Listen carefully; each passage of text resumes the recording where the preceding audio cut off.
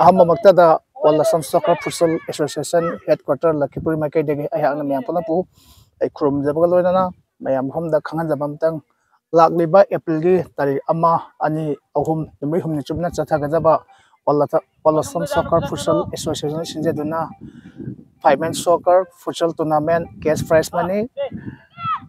under 13 nupa masa under 16 nupa masa amadi under 19 pimsa hairiba S category umchida koina numit sumna tournament asi pangthokchagani aduna thawai jabi ba ekoi interested leiba hairiba tournament sida saruk jagadaba team singna lakliba ekoi March tarik 13 bogi manungda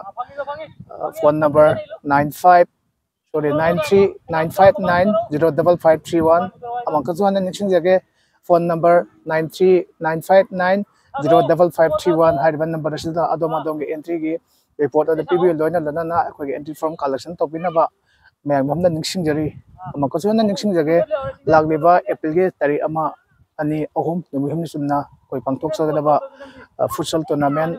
under 13 nupa masa under 16 nupa masa amadi under 19 pimsa hairiba S category thongna pangthokchagaba cash prize money tournament asida koi saruk jagadaba team singna lakliba March tarik 13 bogi manungda koi adom entry fee amadi entry form lobinaba ningsingjari mobile number 9395905531 hairiba number asida contact tobinaba ningsingjari mayam pulam thagatsari